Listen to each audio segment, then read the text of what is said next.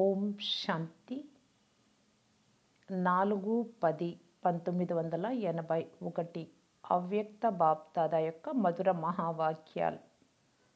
సంకల్ప శక్తి యొక్క గొప్పతనం. సర్వసిద్ధి స్వరూపంగా తయారు చేసే బాప్దాదా మాట్లాడుతూ ఉన్నారు. బాప్దాదా పిల్లలందరికీ అంతిమ స్థితి అంటే సంపన్న మరియు సంపూర్ణ స్థితి యొక్క శక్తిశాలి స్థితిని అనుభవం చేస్తూ ఉన్నారు.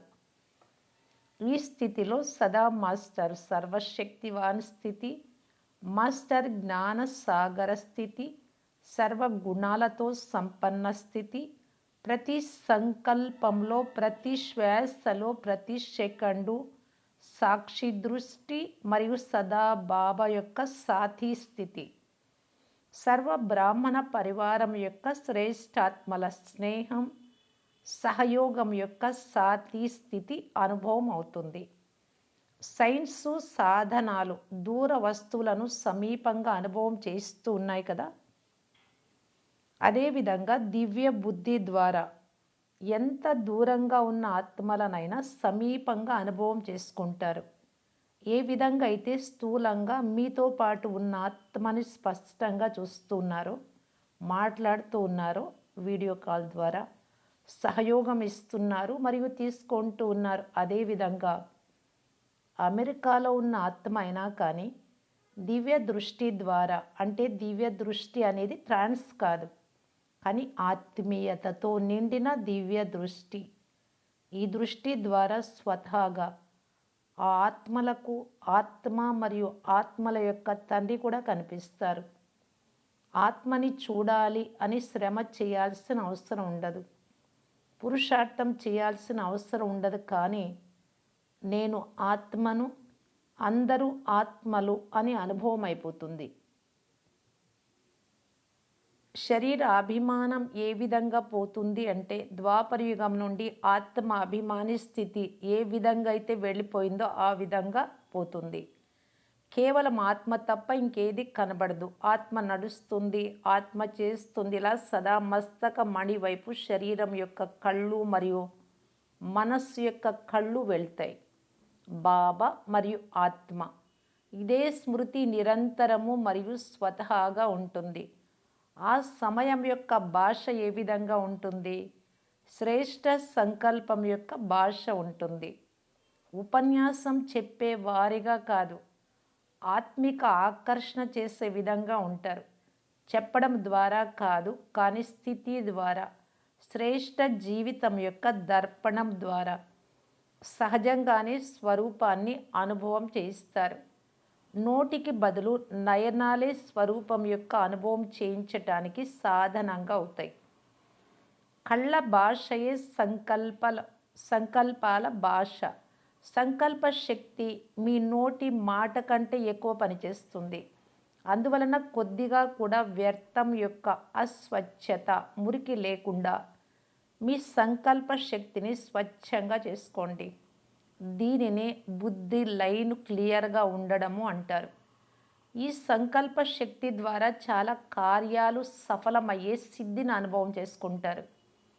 ఏ ఆత్మ అయినా లేదా ఏ స్థూల కార్యాలు అయినా సంబంధ సంపర్కంలోకి వచ్చే ఆత్మల యొక్క సంస్కారాలనైనా నోటి ద్వారా లేదా ఇతర సాధనాల ద్వారా పరివర్తన చేయటంలో సంపూర్ణ సఫలత అనుభవం కాకపోతే, అలాంటి ఆశలన్నీ సంకల్ప శక్తి ద్వారా సంపూర్ణంగా సఫలమైపోతాయి.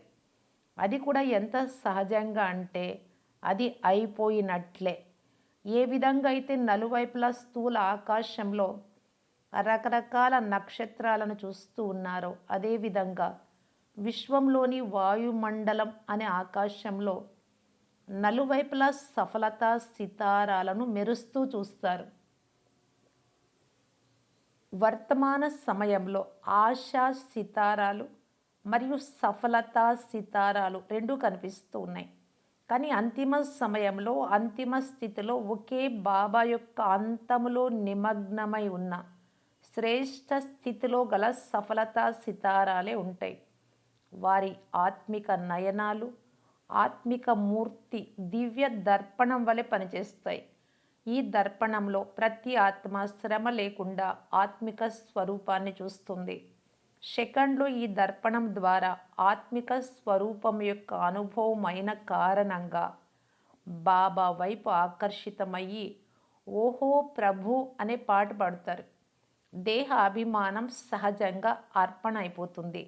ఓహో మీ భాగ్యం, ఓహో నా భాగ్యం, ఇలా భాగ్యం యొక్క అనుభూతి అయిన కారణంగా దేహము మరియు దేహ సంబంధీకుల స్మృతిని త్యాగం చేసేస్తుంది. ఎందుకంటే భాగ్యం ముందు త్యాగం చేయటం చాలా సహజం. మీరందరూ కూడా ఈ సహజ త్యాగము మరియు భాగ్యాన్ని తీసుకోవాలి అనుకుంటున్నారా, లేక ఇచ్చేవారిగా అవ్వాలి అని అనుకుంటున్నారా? ఈ సంవత్సరాలు, ఇన్ని సంవత్సరాలు శ్రమ చేసే కంటే అంతిమ సమయంలో సహజ త్యాగము మరియు భాగ్యం తీసుకునే వారిగా అవుతాము అని ఏమైనా ఆలోచిస్తున్నారా? లేదు కదా. ఇది ఇష్టమా? అంతిమంలో సహజంగా తప్పకుండా అనుభవం చేసుకుంటారు. కానీ ఎంత సమయం చేసుకుంటారు? ఎంత కొద్ది సమయం గ్రహిస్తారో అంత కొద్ది సమయానికి మాత్రమే ప్రాప్తి వస్తుంది. మీరందరూ చాలా సమయం యొక్క సహయోగులు కనుక చాలా సమయం యొక్క రాజ్య అధికారి అవుతారు. అంతిమంలో వచ్చే బలహీన ఆత్మల పట్ల మహాదాని వరదాని అయ్యే అనుభవం యొక్క దానం మరియు పుణ్యం చేయండి. ఈ విధంగా ఒక్క సెకండ్ యొక్క శక్తిశాలి స్థితి ద్వారా చేసిన పుణ్యమే అర్ధకల్పం పూజనీయంగా మరియు మహిమ యోగ్యంగా చేస్తుంది. ఎందుకంటే అంతిమంలో సంపూర్ణ ఆత్మలైన మీ ద్వారా పొందిన ప్రాప్తి యొక్క అనుభవం మరియు సంపూర్ణ స్వరూపం యొక్క ప్రత్యక్షత యొక్క సంపన్న స్వరూపం అనుభవం చేసుకొని ఆ అంతిమ అనుభవాన్ని అంతిమ సంస్కారంగా తీసుకెళ్ళి అర్ధకల్పం తమ ఇంటిలో శాంతిధామంలో విశ్రాంతి తీసుకుంటారు. కొంతమంది ప్రజలుగా, కొంతమంది భక్తులుగా అవుతారు. ఈ అంతిమ సమయం యొక్క స్థితి ఆధారంగా ద్వాపరయుగంలో భక్తి యొక్క సమయంలో అంటే శ్రేష్ఠ భక్తి యొక్క మాలలో శిరోమణి ఆత్మలుగా అవుతారు. కొంతమంది విశ్వరాజ్య అధికారి రూపంలో చూశారు. వారికి ప్రజలుగా అయ్యే సంస్కారం కారణంగా మీ రాజ్యంలో ప్రజలుగా అవుతారు. కొంతమంది అతి పూజ్య స్వరూపంలో చూస్తారు కనుక భక్త ఆత్మలుగా అయిపోతారు. ఇంత సిద్ధిని పొందేటటువంటి శ్రేష్ఠ స్థితి ఇది. ఈ శ్రేష్టతను అనుభవం చేసుకుంటూ ఉన్నారా? సంకల్ప ఖజానా యొక్క గొప్పతనం తెలుసుకుంటూ శ్రేష్ఠ సంకల్ప శక్తిని జమ చేసుకుంటున్నారా? అంతిమ స్థితి ఏమిటో అర్థమైందా? బాప్దాదా కూడా ధ్వనికి అతీతంగా వెళ్ళాలా, లేక ధ్వనిలోకి రావాలా? ధ్వనిలోకి తక్కువగా వచ్చే అభ్యాసం చేస్తే స్వతహాగానే ధ్వనికి అతీతంగా ఏ స్థితి ఆకర్షిస్తుంది. మొదటి గేట్ అయితే ధ్వనికి అతీతంగా వెళ్ళి గేట్ తెరుస్తారు కదా. ఎప్పుడు తెరుస్తారు? ఇతర ప్రారంభోత్సవాలు అయితే మధువనంలో చాలా చేస్తున్నారు. దీని యొక్క ప్రారంభోత్సవం ఎప్పుడు చేస్తారు? బాప్దాదా ఒక్కరే చేస్తారా, లేక అందరూ కలిసి చేస్తారా? కనుక తయారుగా ఉన్నారా? మంచిది. ఇంకోసారి దీని యొక్క లెక్క తీస్తాను. ఎందుకంటే లెక్క అయితే ఉండాలి కదా. మంచిది. సర్వసిద్ధి స్వరూపాత్మలకు సంకల్ప శక్తి ద్వారా సర్వుల శ్రేష్ఠ కోర్కెలను పూర్తి చేసే వారికి స్వయం యొక్క సంపన్న దర్పణం ద్వారా సర్వాత్మలకు నిజ స్వరూపాన్ని చూపించే వారికి బాబాను ప్రత్యక్షం చేసే సర్వశక్తుల యొక్క వరదాని స్వరూప పుణ్యాత్మలకు బాప్దాదా యొక్క ప్రియ స్మృతులు మరియు నమస్తే. టీచర్స్తో ఇది సేవాదారుల గ్రూపు. టీచర్స్ కాదు, సేవాదారులు. బాబా కూడా మొదట సేవాదారిగా వస్తారు. బాబా యొక్క అన్నింటికంటే మొదటి టైటిల్ బిరుదు విశ్వ సేవాధారి. బాబా యొక్క టైటిల్ ఏదైతే ఉందో అదే పిల్లల యొక్క టైటిల్. సేవాధారిగా భావించడం ద్వారా స్వతహాగా నిర్విఘ్నంగా అయిపోతారు. ఎందుకంటే సేవాధారి అంటేనే త్యాగి మరియు తపస్వి. ఎక్కడ త్యాగము తపస్సు ఉంటాయో అక్కడ భాగ్యం అనేది దాసి వలె వారి ముందుకు వస్తుంది. కనుక అందరూ సేవాదారులు కదా. లేకపోతే ఏమవుతుంది? ఒకవేళ మిమ్మల్ని మీరు టీచర్గా భావిస్తారు. భావిస్తే వచ్చే వారు కూడా కొద్దిగా ముందుకు వెళ్ళిన తర్వాత తమను తాము టీచర్గా భావిస్తారు. టీచర్గా భావించడం ద్వారా గద్దె లభించాలి, ఏదో ఒక స్థానం లభించాలి అనే సూక్ష్మ కోరిక ఉత్పన్నమవుతుంది. ఇది మాయ యొక్క చాలా పెద్ద విఘ్నం. టీచర్ అనుకుంటే సీట్ కావాలి, పేరు కావాలి, గౌరవం కావాలి. సేవాధారి నేను అనుకుంటే ఇచ్చే వారిగా ఉంటారు కానీ తీసుకునే వారిగా కాదు. గౌరవము, మర్యాద, సీటు కూడా ఆశించేవారు బికారులే కదా. కనుక నిమిత్తాత్మలైన మీరు ఏ విధంగా ఉంటారు, మిమ్మల్ని చూసి సేవాదారులు కూడా అదే విధంగా ఉంటారు. అప్పుడు నలువైపులా త్యాగము, తపస్సు యొక్క వాతావరణం ఉంటుంది.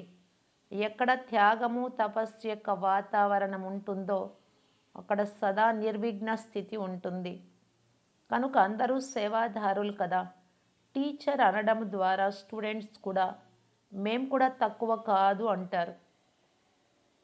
సేవాధారి అనడం ద్వారా అందరూ నెంబర్ 1 కూడా, మరియు ఎవ్వరూ తక్కువ కాదు. కనుక మిమ్మల్ని మీరు సేవాధారిగా భావించండి, అలాగే నడవండి. అన్ని విఘ్నాలకు మూలం మిమ్మల్ని మీరు టీచర్గా భావించి స్టేజ్ తీసుకోవడం. అప్పుడు అందరూ ఫాలో టీచర్ అవుతారు కానీ ఫాలో ఫాదర్ అవ్వరు. వృద్ధినైతే పొందుతూనే ఉన్నారు కానీ ఇప్పుడు వృద్ధితో పాటు విధిపూర్వక వృద్ధి పొందుతూ ఉండండి పద్ధతి ప్రమాణంగా. విధి తక్కువగా ఉంటే పద్ధతి వృద్ధిలో కూడా విఘ్నాలు ఎక్కువగా ఉంటాయి. కనుక విధి సంపన్న వృద్ధిని పొందే వారిగా అవ్వండి. శ్రమ చాలా మంచిగా చేస్తున్నారు. అచ్చా. ఓం శాంతి.